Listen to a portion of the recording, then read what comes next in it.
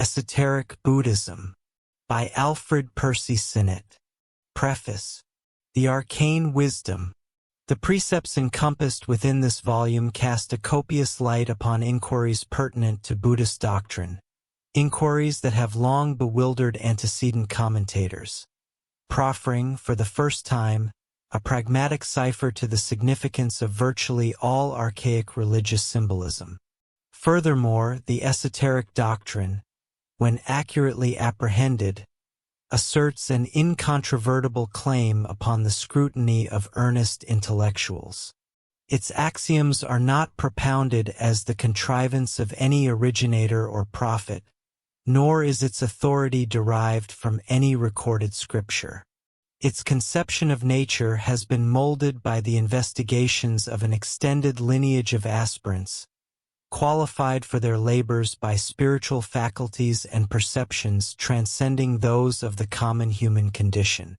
Throughout the ages, this monumental corpus of erudition regarding the genesis of the cosmos and of humankind, the destinies of the species, and the character of other spheres and modes of existence beyond our current life has been assayed, corroborated, and perpetually scrutinized, until its custodians have come to esteem it as the absolute verity concerning spiritual realities and the actual status of facts regarding vast dominions of life beyond the terrestrial plane.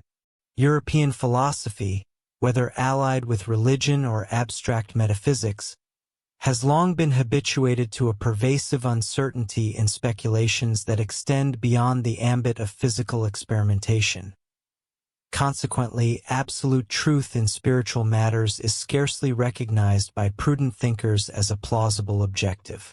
In Asia, however, alternative modes of intellection have prevailed.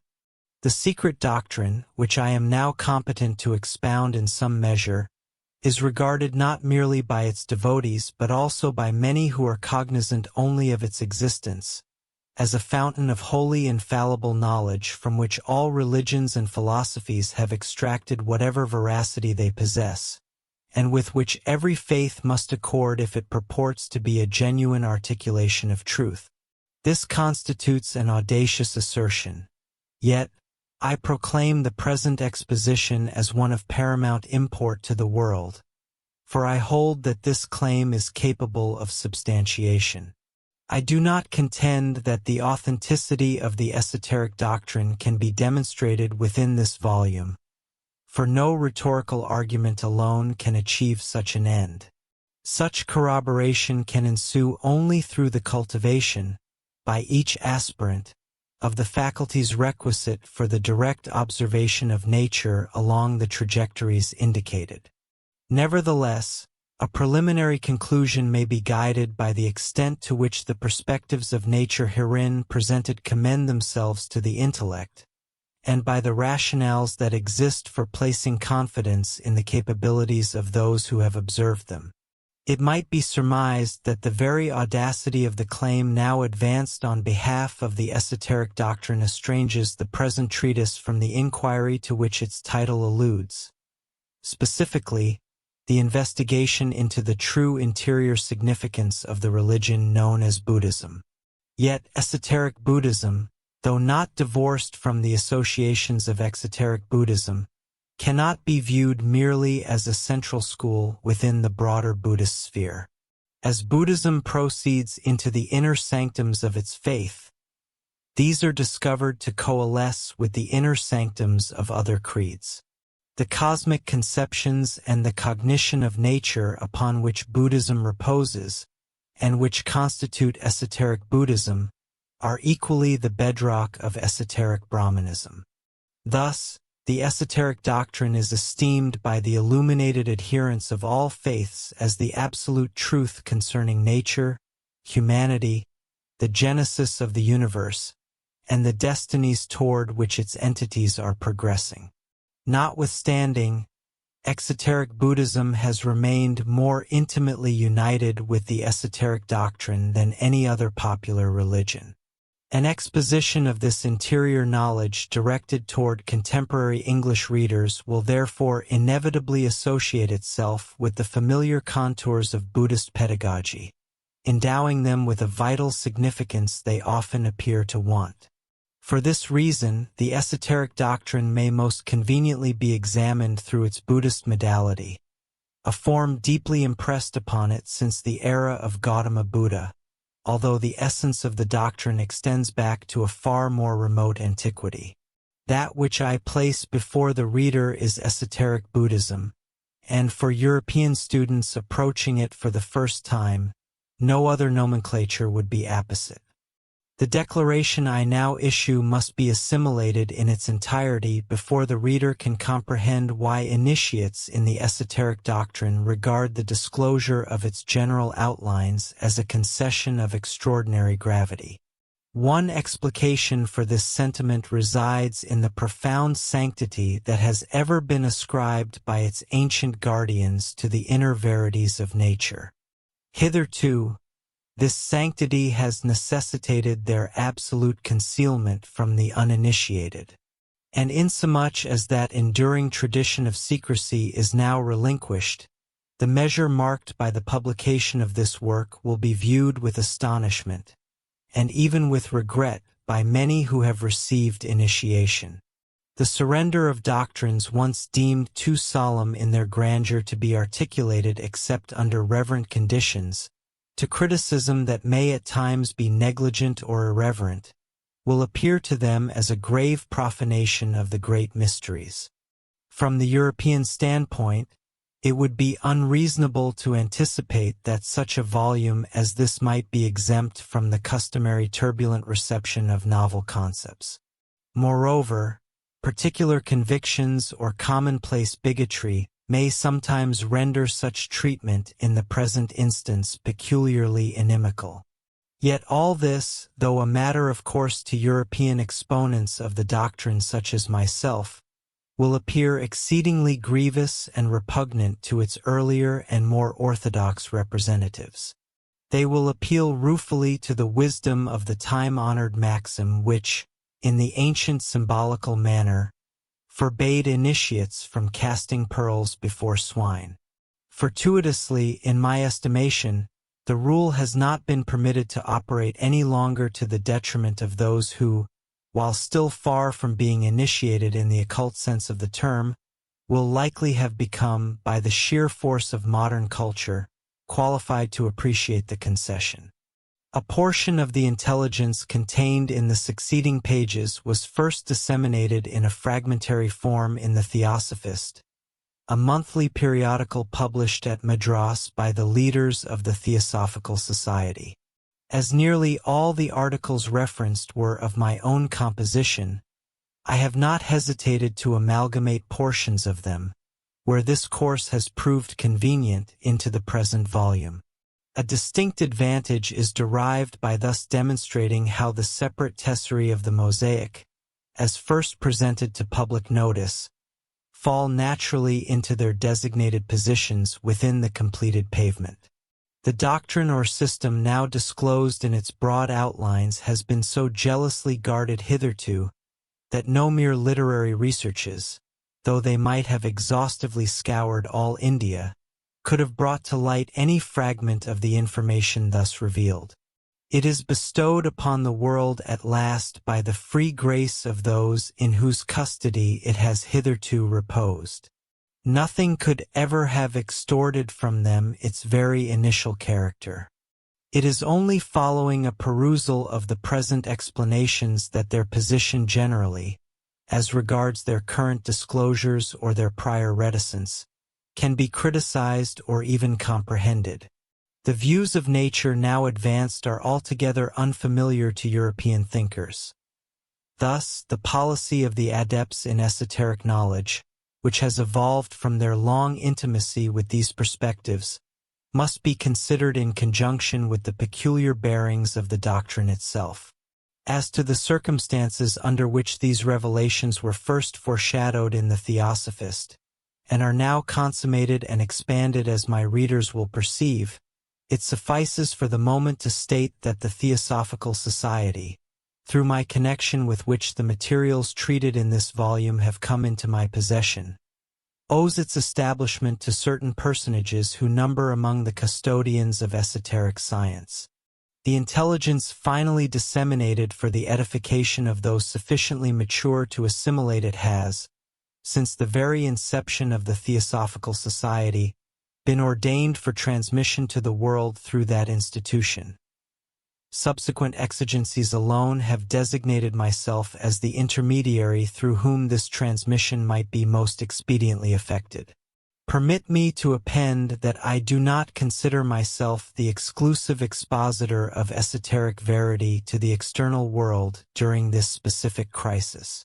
In terms of philosophical erudition, these teachings constitute the result of those relations with the public sphere which the custodians of esoteric truth have established through my agency. Furthermore, it is solely concerning the actions and designs of those specific esoteric preceptors who have elected to operate through my instrumentality that I can claim any definitive cognizance. Nevertheless, through diverse methodologies, other authors appear engaged in elucidating, for the universal benefit and, as I surmise, in accordance with a grand design of which this volume forms a component, the identical truths, albeit under distinct aspects, that I am commissioned to reveal. In all likelihood, the prevailing intensity of literary speculation addressing problems that transcend the boundaries of physical science may also be, in some measure, instigated by that same policy, enacted by the great custodians of esoteric truth, of which my own treatise is indisputably one manifestation. Furthermore, the ardor currently evinced in psychical research by the extraordinarily distinguished, highly gifted, and cultivated gentlemen who direct the society in London dedicated to that objective, is, according to my internal convictions, cognizant as I am of the manner in which the world's spiritual aspirations are silently swayed by those whose labors reside in that department of nature, the palpable fruit of efforts parallel to those with which I am more immediately occupied. It remains for me only to disclaim, on behalf of the ensuing treatise, any pretension to supreme refinement regarding the language in which it is cast. Prolonged familiarity with the vast and intricate scheme of cosmogony herein disclosed will, indubitably, suggest ameliorations in the phraseology employed to expound it. 2 years prior, neither I nor any other extant European possessed the alphabet of the science here formulated for the first time into a scientific structure, or, at all events, subjected to an endeavor in that direction, namely, the science of spiritual causes and their effects, of superphysical consciousness, and of cosmical evolution. Although concepts had begun to present themselves to the world under the more or less confounding guise of mystic symbology, no attempt had been undertaken by any esoteric instructor, prior to that biennial period, to advance the doctrine in its unadorned, abstract purity. As my own instruction advanced along those lines, I was compelled to coin phrases and propose English terminology as equivalents for the concepts presented to my intellect. I remain by no means convinced that, in every instance, I have devised the optimal phrases or selected the most precisely expressive vocabulary. For example, at the very threshold of the subject, we encounter the necessity of assigning nomenclature to the various elements or attributes of which the complete human entity is composed.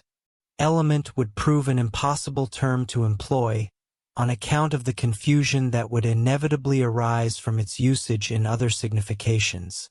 The least objectionable alternative, on the whole, appeared to be principle, although to an ear disciplined in the niceties of metaphysical expression, this word will possess a highly unsatisfactory resonance in certain of its present applications. Quite possibly, therefore, in the process of time, the Western nomenclature of the esoteric doctrine may be significantly advanced beyond that which I have provisionally constructed. The Oriental nomenclature is far more elaborate, yet metaphysical Sanskrit appears painfully confounding to a translator, a deficiency my Indian associates assure me, residing not within Sanskrit itself, but within the language in which they are now required to articulate the Sanskrit concept. Eventually, we may ascertain that, with the assistance of slight borrowings from familiar Greek quarries, the English tongue may prove more receptive to the new doctrine, or rather to the primeval doctrine as newly disclosed, than has been deemed possible in the East. Chapter 1. The Architects of the Arcane Doctrine and the Neophyte's Journey. The intelligence detailed within the succeeding pages is not the product of deductions derived from academic study.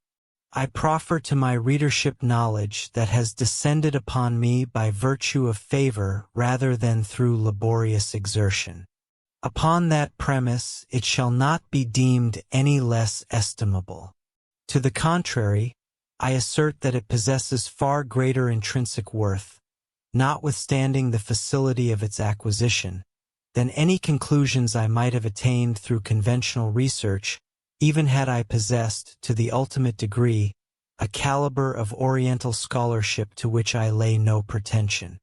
All who have engaged with the literature of India, and particularly those who, whilst residing in that region, have discoursed with cultivated natives regarding philosophical matters, will be cognizant of the prevailing conviction throughout the East, that there exist individuals who possess a far more profound comprehension of philosophy in its truest sense, the science of spiritual erudition, than can be discovered within any inscribed record. Within Europe, the concept of secrecy in conjunction with science is so repugnant to the prevailing modes of thought that the primary impulse of European intellectuals is to repudiate the reality of that which they find objectionable. Yet, circumstances arising during my sojourn in India persuaded me entirely that the aforementioned conviction is well-founded. I have, at last, been privileged to receive a substantial corpus of instruction regarding the arcane knowledge that Oriental philosophers have silently preserved until the present epoch, teachings that, until recently, were imparted solely to sympathetic students prepared to submit to the discipline of secrecy. Their instructors have been entirely content that all others should remain in a state of uncertainty regarding whether there existed anything of significance to be acquired from them. Possessing as much initial aversion as any might harbor toward the ancient Oriental policy regarding knowledge, I nevertheless came to perceive that the ancient Oriental knowledge itself was both authentic and momentous. It may be defensible to dismiss unattainable treasure as valueless whilst it remains beyond reach. However, it would be imprudent to persist in that sentiment once said treasure is placed within one's grasp and ascertained to be precious. For reasons that shall become elucidated as this exposition proceeds, the extensive body of secret doctrine contained within this volume has been entrusted to me not merely without conditions of the customary sort, but expressly to the end that I might, in turn, convey it to the world. Without the illumination of this concealed Oriental knowledge, no study of its published literature, whether in English or Sanskrit, can enable even the most accomplished scholars to attain a true comprehension of the inner doctrines or the veritable significance of any Oriental faith. This assertion casts no reproach upon the sympathetic, erudite, and industrious authors of great capability who have studied Oriental religions, and specifically Buddhism, in their external aspects. Buddhism, above all, has from its inception enjoyed a dual existence. Its true inner significance has been withheld from the uninitiated, whilst its exoteric teachings have been presented as moral imperatives and veiled symbolic scriptures hinting at profounder knowledge held in reserve. This arcane knowledge, in point of fact, long preceded the terrestrial existence of Gautama Buddha. Brahmanical philosophy, long anterior to the era of Buddha, contained the same doctrine which may now be designated Esoteric Buddhism. Its outline had indeed been rendered indistinct and its scientific form partially obscured, yet the principal body of knowledge was already in the possession of a select few before Buddha engaged with it. He undertook the task of restoring and renewing the esoteric science of the initiates, whilst simultaneously refreshing the moral instruction of the external world. The circumstances under which this labor was executed have been wholly misapprehended, and could not be rightly understood without first reviewing the esoteric science itself. From the time of Buddha until the present, the esoteric science has been guarded with zealous care as a sacred inheritance reserved for the formally initiated members of secret associations. In the instance of Buddhism, these are the arhats, referenced in Buddhist scriptures. They are the initiates who pursue the fourth path of holiness described in esoteric texts. Mr.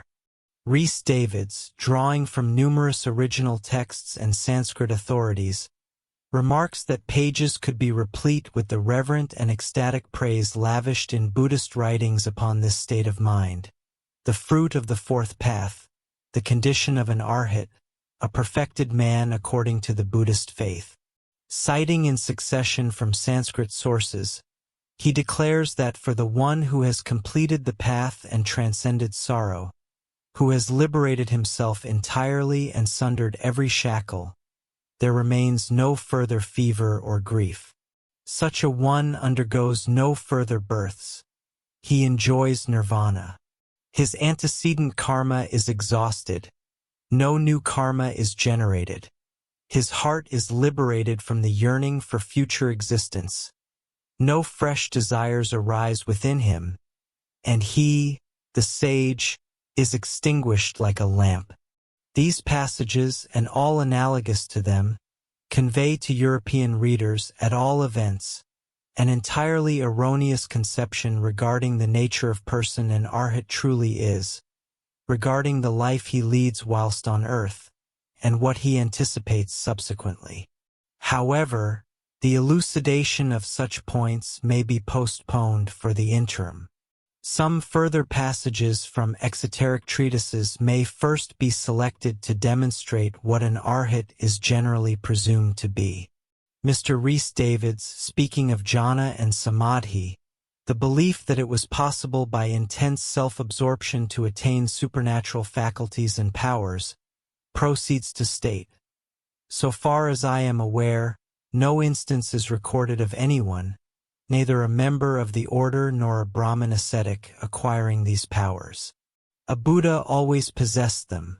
Whether arhats as such could effect the particular miracles in question, and whether of mendicants only arhats or only ascekas could do so, is at present unclear. Very little within the sources of information on the subject that have hitherto been explored will be found lucid. However, I am now merely endeavoring to demonstrate that Buddhist literature teems with allusions to the magnitude and powers of the arhats. For more intimate knowledge concerning them, special circumstances must furnish us with the requisite explanations. Mr. Arthur Lillie, in Buddha and Early Buddhism, informs us, 6 supernatural faculties were expected of the ascetic before he could claim the grade of arhat. They are constantly alluded to in the sutras as the 6 supernatural faculties, usually without further specification. Man possesses a body composed of the 4 elements. In this transitory vessel his intelligence is enchained. The ascetic, finding himself thus confounded, directs his mind to the creation of the manas. He represents to himself, in thought, another body created from this material form, a body possessing shape, members, and organs. This body, in relation to the material vessel, is akin to the sword and the scabbard, or a serpent issuing from a basket in which it is confined. The ascetic then, purified and perfected, commences to exercise supernatural faculties.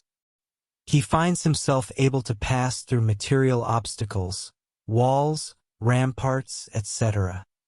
He is capable of projecting his phantasmal appearance into manifold locations simultaneously. He can depart this world and even attain the heaven of Brahma himself.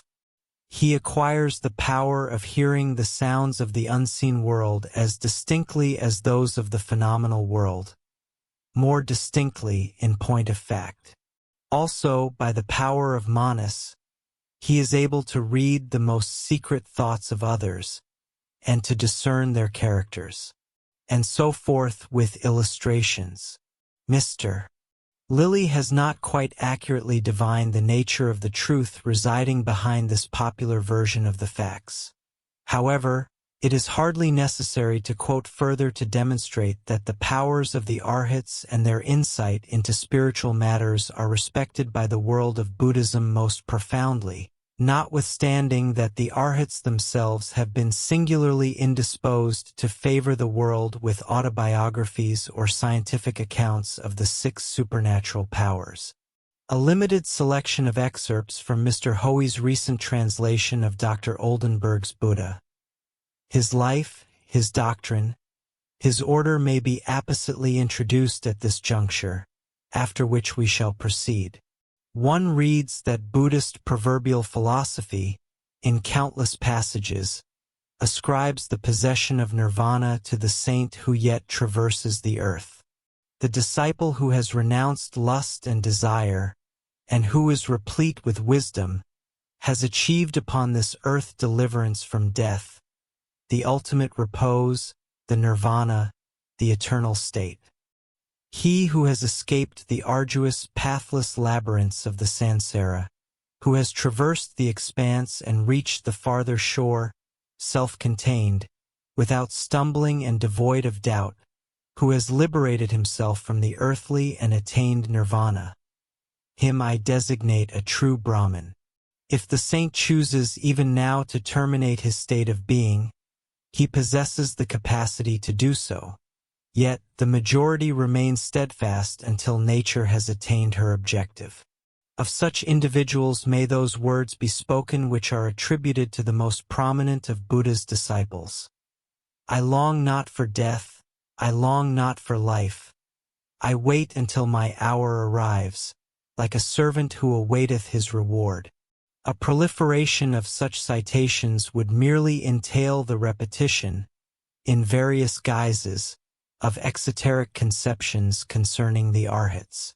Like every fact or concept within Buddhism, the Arhat possesses 2 aspects: that in which he is presented to the general populace, and that in which he lives, moves, and possesses his essential being. In popular estimation, he is a saint awaiting a spiritual reward of a nature comprehensible to the masses, acting meanwhile as a wonder worker through the favor of supernatural agencies. In reality, he is the long-tested and proven custodian of the profoundest and innermost philosophy of the one fundamental religion which Buddha revitalized and restored.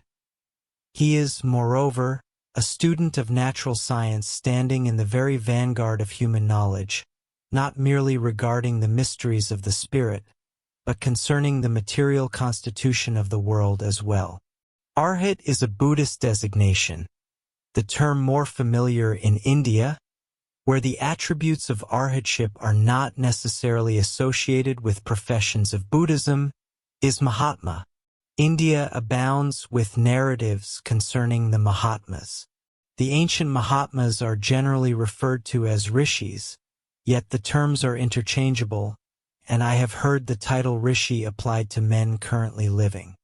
All the attributes of the Arhats delineated in Buddhist writings are described with no less reverence in Indian literature as those of the Mahatmas.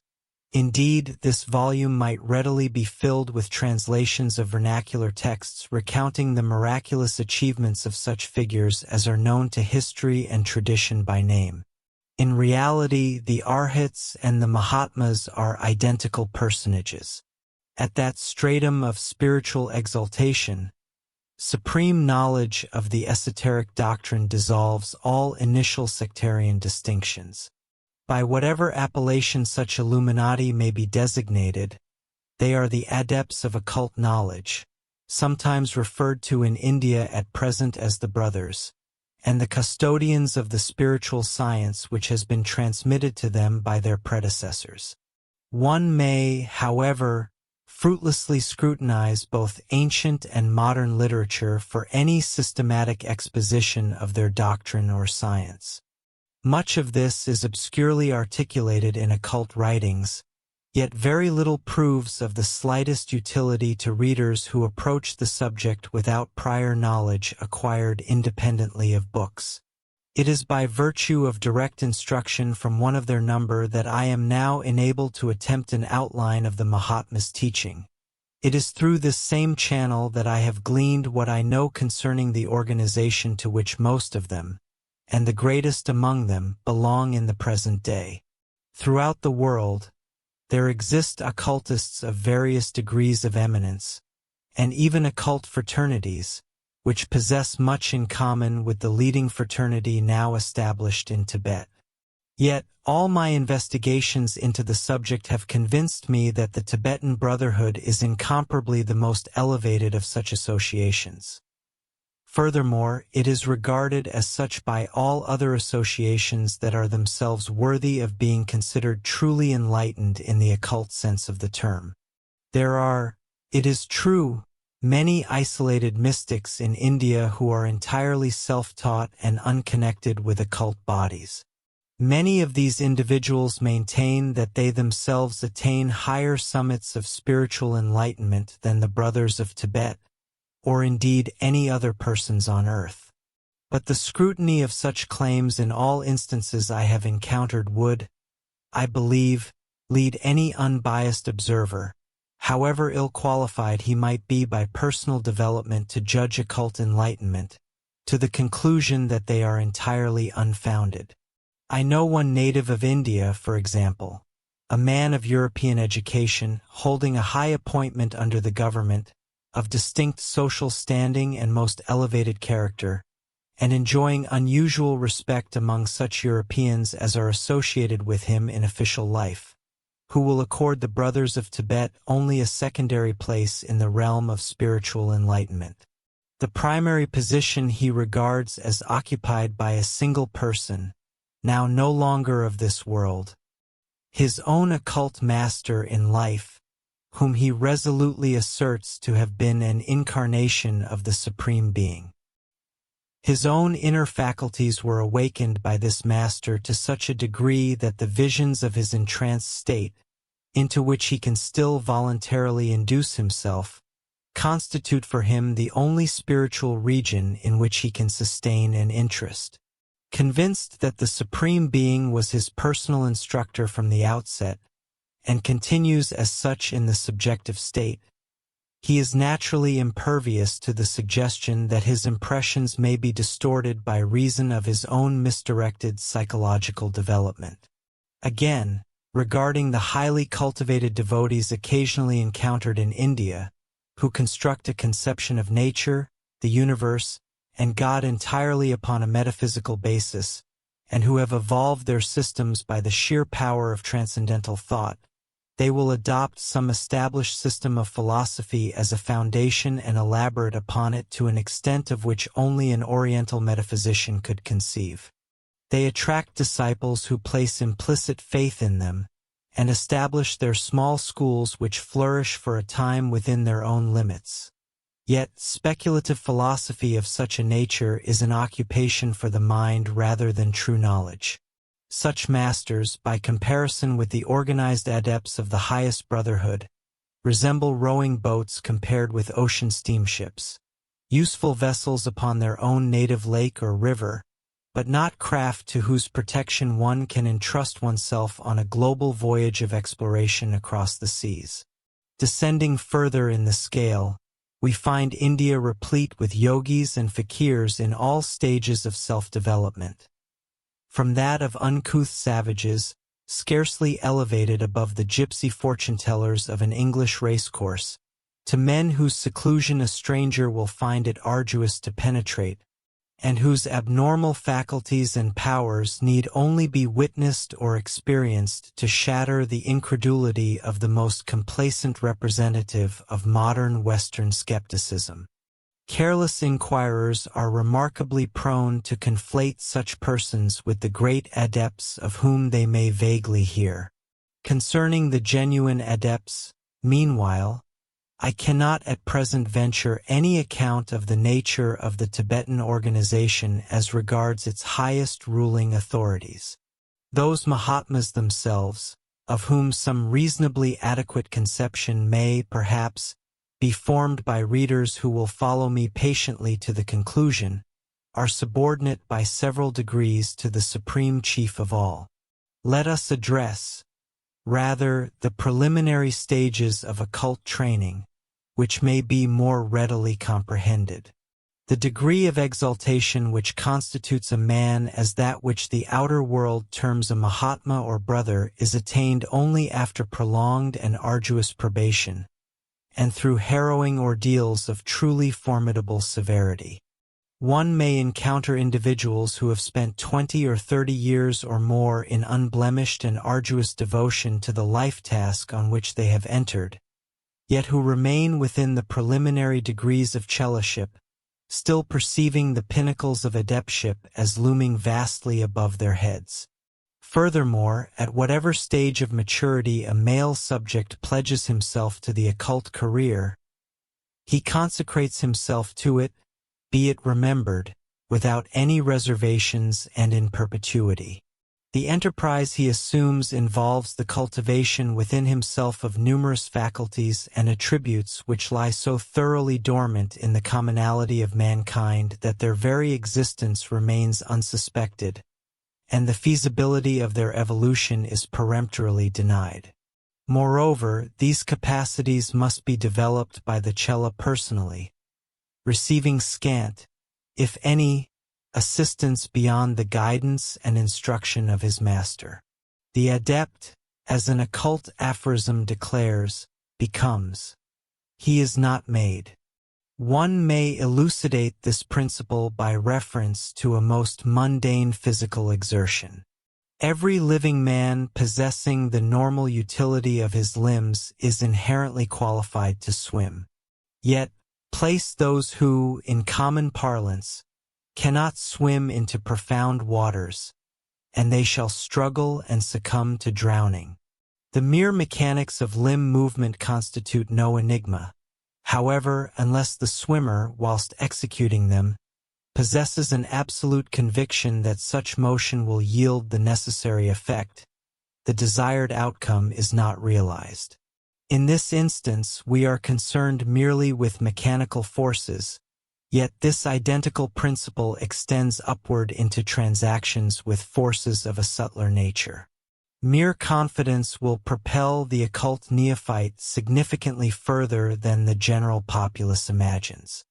How numerous are the European readers who, though they would prove quite incredulous were they informed of certain results that occult cellists in the most incipient stages of training must achieve through the sheer force of confidence, nevertheless constantly hear within the Church the familiar biblical assurances regarding the power residing in faith, yet permit the words to pass like the wind, leaving no imprint. The paramount objective and purpose of adeptship is the attainment of spiritual evolution, the nature of which is merely veiled and disguised by the vernacular phrases of exoteric language. The assertion that the adept seeks to unite his soul with God, thereby passing into nirvana, is a statement that conveys no definitive meaning to the ordinary reader. Indeed, the more he scrutinizes it through the aid of conventional literature and methodologies, the less probable he is to comprehend the nature of the contemplated process or the desired condition.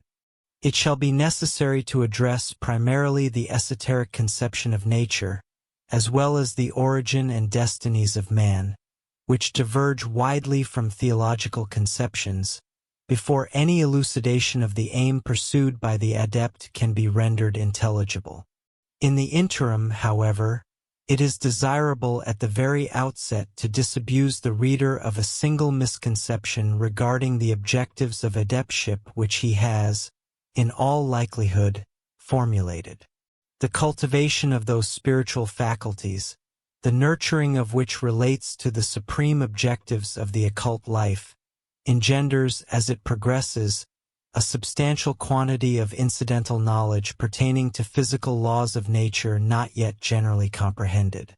This knowledge, and the practical art of manipulating certain obscure forces of nature that accompanies it, invests an adept, and even an adept's pupils at a comparatively early stage of their education, with truly extraordinary powers. The application of these powers to matters of daily existence will occasionally yield results that appear altogether miraculous. And, from the ordinary perspective, the acquisition of apparently miraculous capability constitutes such a stupendous achievement that individuals are occasionally prone to imagine that the adept's objective in seeking such knowledge has been to invest himself with these coveted powers. It would be as rational to assert of any great patriot in military history that his objective in becoming a soldier was merely to don a resplendent uniform and captivate the imagination of nursemaids. The Oriental method of cultivating knowledge has always differed diametrically from that pursued in the West during the ascent of modern science. Whilst Europe has investigated nature with maximum publicity, discussing every step with the utmost latitude and circulating every freshly acquired fact immediately for the benefit of all, Asiatic science has been studied clandestinely, and its conquests have been jealously guarded. I need not, as yet, attempt either a critique or a defense of its methodologies. However, at all events, these protocols have been relaxed to a certain degree in my own instance. As previously stated, it is with the full consent of my instructors that I now pursue the inclination of my own disposition as a European and communicate that which I have learned to all who may be willing to receive it. Subsequently, it shall be observed how the departure from the ordinary regulations of occult study, embodied in the concessions now granted, falls naturally into its proper place within the entire scheme of occult philosophy. The approaches to that philosophy have always remained open, in one sense, to all.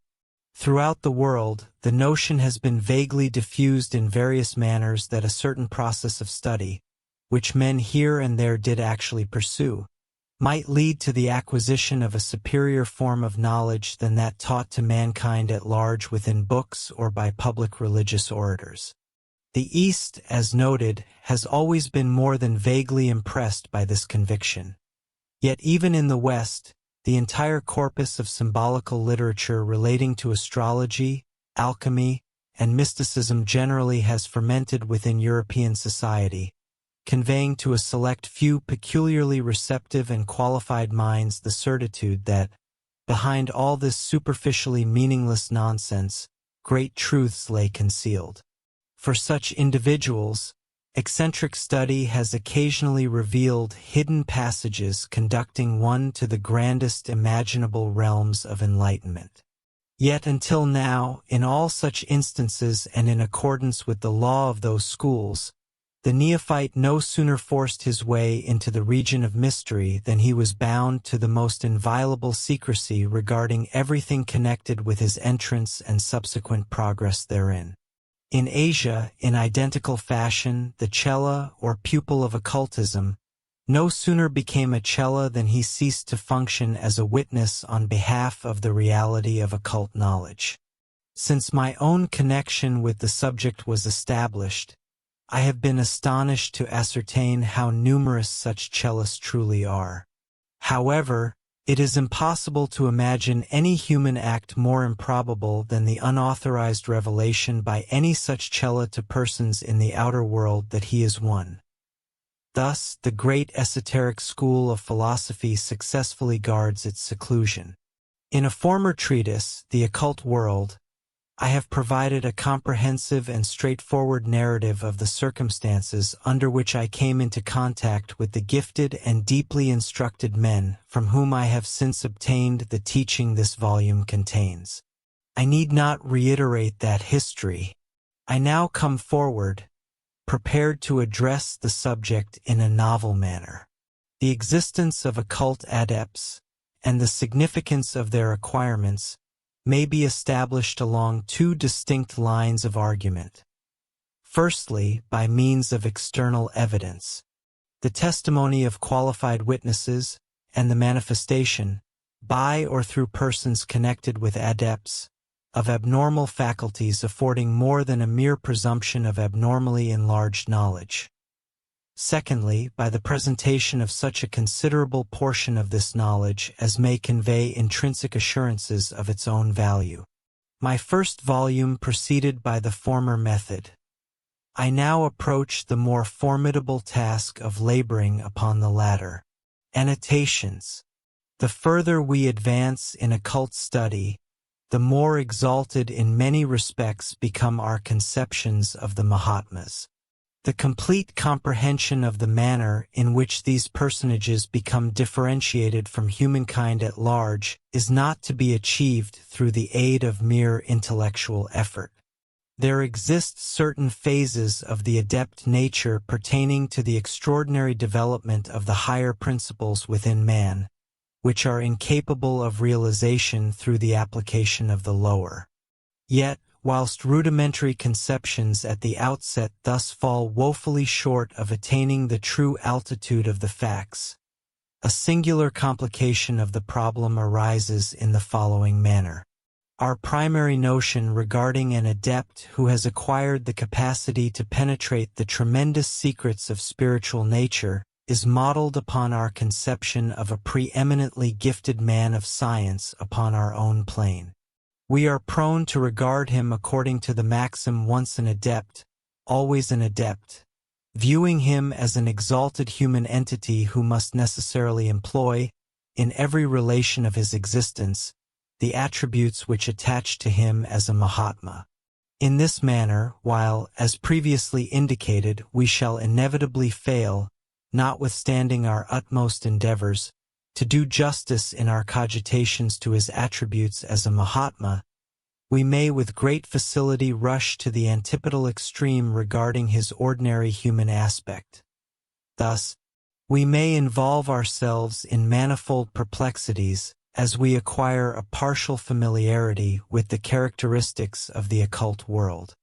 Precisely because the supreme attributes of adeptship pertain to principles in human nature that wholly transcend the boundaries of physical existence, the adept or Mahatma can only function as such in the highest acceptation of the term, when he is, as the phrase dictates, out of the body, or at all events projected by specific exertions of his will into an abnormal condition.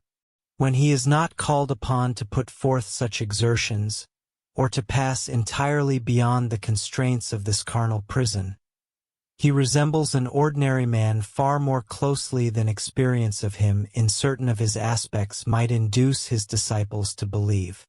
A correct appreciation of this state of affairs elucidates the apparent contradiction involved in the position of the occult pupil towards his masters, when compared with certain declarations that the master himself will frequently advance.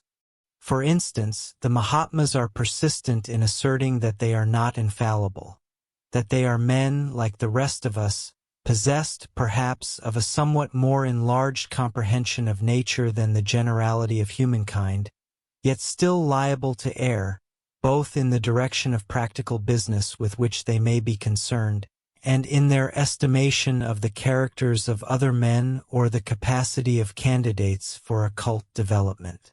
But how are we to reconcile statements of this nature with the fundamental principle underlying all occult research, which enjoins the neophyte to place his trust in the teaching and guidance of his master absolutely and without reservation? The solution to this difficulty is discovered in the condition of affairs previously referenced.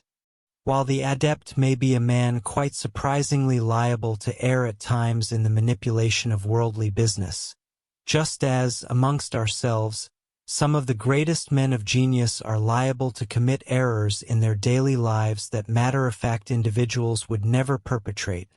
On the other hand, the instant a Mahatma proceeds to deal with the higher mysteries of spiritual science, he does so by virtue of the exercise of his Mahatma attributes. And in dealing with these, he can scarcely be recognized as liable to error. This consideration enables us to perceive that the trustworthiness of the teachings derived from such a source, as those which have inspired the present volume, is altogether beyond the reach of minor incidents. Incidents which, in the progress of our experience, might seem to demand a revision of that enthusiastic confidence in the supreme wisdom of the adepts which the initial approaches to occult study will generally evoke. Not that such enthusiasm or reverence will truly be diminished on the part of any occult chela as his comprehension of the world he is entering expands. The man who, in one of his aspects, is a Mahatma, may rather be brought within the limits of affectionate human regard than deprived of his claims to reverence by the consideration that in his ordinary life he is not so utterly elevated above the commonplace course of human sentiment as some of his nirvanic experiences might lead us to anticipate. If we bear constantly in mind that an adept is only truly an adept when exercising adept functions, but that when exercising these, he may soar into spiritual rapport with that which constitutes, at least regarding the limitations of our solar system, all that we practically signify by omniscience, we shall then be safeguarded from many of the errors that the embarrassments of the subject might otherwise engender. Certain intricacies concerning the nature of the adept may be noted here, which will scarcely be fully intelligible without reference to subsequent chapters of this volume, but which possess so significant a bearing upon all attempts to comprehend the true nature of adeptship that it may be convenient to address them forthwith. The dual nature of the Mahatma is so absolute that a portion of his influence or wisdom upon the higher planes of nature may actually be drawn upon by those standing in peculiar psychic relations with him, without the Mahatma man being, at that moment, even conscious that such an appeal has been directed toward him. In this manner, it becomes open to us to speculate upon the possibility that the relationship between the spiritual Mahatma and the Mahatma man may occasionally partake more of the nature of what is termed in esoteric writing as an overshadowing, rather than an incarnation in the plenary sense of the word. Furthermore, as another independent complication of the matter, we arrive at the fact that each Mahatma is not merely a human ego in a highly exalted state, but belongs, so to speak, to some specific department in the grand economy of nature. Every adept must belong to one or another of 7 great types of adeptship. Yet, although we may almost certainly infer that correspondences might be traced between these various types and the 7 principles of man, I should shrink from attempting a complete elucidation of this hypothesis. It will suffice to apply the concept to that which we know vaguely of the occult organization in its higher regions. For some time past, it has been affirmed in esoteric writing that there exist 5 great Chohans, or superior Mahatmas, presiding over the entire body of the adept fraternity. When the preceding chapter of this volume was composed, I labored under the impression that one supreme chief, upon a different level, exercised authority over these 5 Chohans. However, it now appears to me that this personage may rather be regarded as a 6th Chohan, himself the head of the 6th type of Mahatmas, and this conjecture leads at once to the further inference that there must exist a 7th Chohan to complete the correspondences which we thus discern. But just as the 7th principle in nature or in man is a conception of the most intangible order, eluding the grasp of any intellectual cogitation and strictly describable in shadowy phrases of metaphysical non-significance, so we may be fully assured that the 7th Chohan remains largely unapproachable by untrained imaginations. Yet, Even he doubtless plays a role in what may be termed the higher economy of spiritual nature, and that there exists such a personage, visible occasionally to certain of the other Mahatmas, I assume to be the case. However, speculation concerning him is valuable chiefly as it assists in imparting consistency to the idea previously advanced, according to which the Mahatmas may be comprehended in their true aspect as necessary phenomena of nature, without whom the evolution of humanity could scarcely be imagined as advancing, rather than merely as exceptional men who have attained great spiritual exaltation. Chapter 2. The Septenary Composition of the Human Entity. A survey of cosmogony as interpreted by occult science must precede any endeavor to elucidate the instrumentalities through which knowledge of said cosmogony has been acquired. The methodologies of esoteric research emanate from natural facts of which exoteric science remains entirely oblivious. These facts are intrinsically linked to the precocious development, within occult adepts, of faculties not yet evolved within humanity collectively, faculties which empower their possessors to explore the mysteries of nature and substantiate the doctrines of esotericism, thereby unveiling its vast design. The pragmatic student of occultism may initially cultivate these faculties and subsequently apply them to the observation of nature. However, for Western readers seeking merely an intellectual apprehension of the theory of nature, the exposition of that theory must take precedence over the consideration of the inner senses utilized in occult research.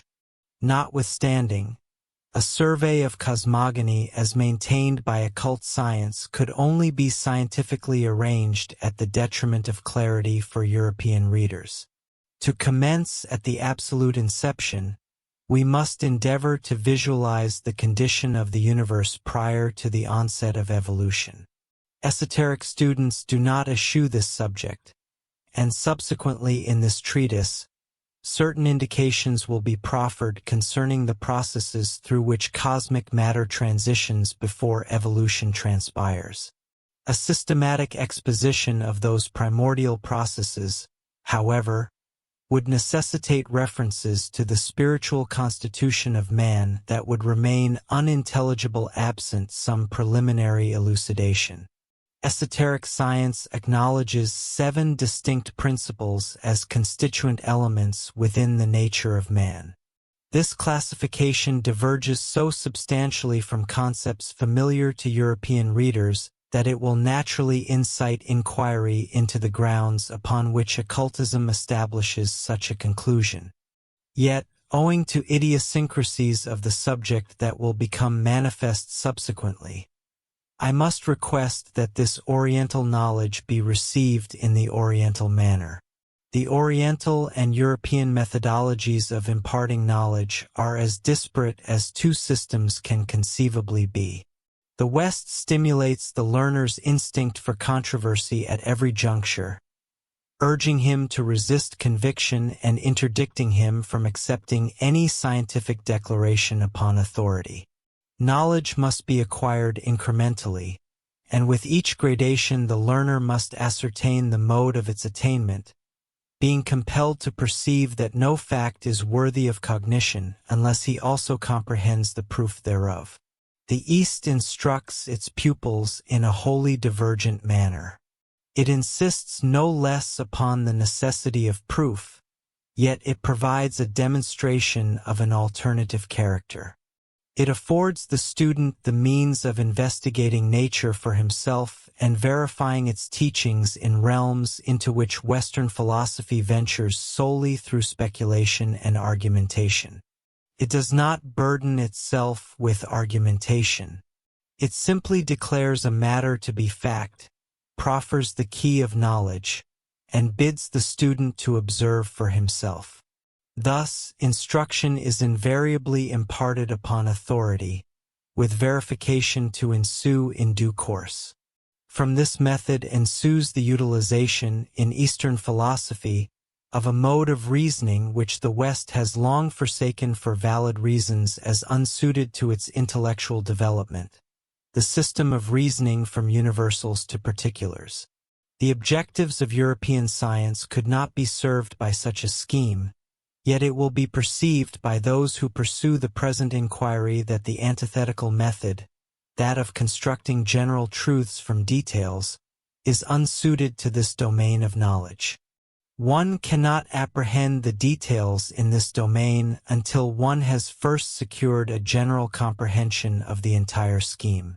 Even to convey this general view through the medium of language alone constitutes a formidable and arduous undertaking. To pause at every stage of the exposition in order to collate evidence for each separate. Do you want access to this and all the complete audiobooks on the channel, plus the ebook version? Click the link in the description or scan the QR code in the left corner of the screen to access our library, where you can listen to your favorite esoteric books without ad interruptions, lock your screen, or use other apps while the narration plays, and even download the ebook version to follow along as you listen. Listen on your computer via web browser, or download the app from the Play Store. After subscribing, you will receive an email with your login details, password, and step-by-step instructions on how to access the books through the Hotmart app.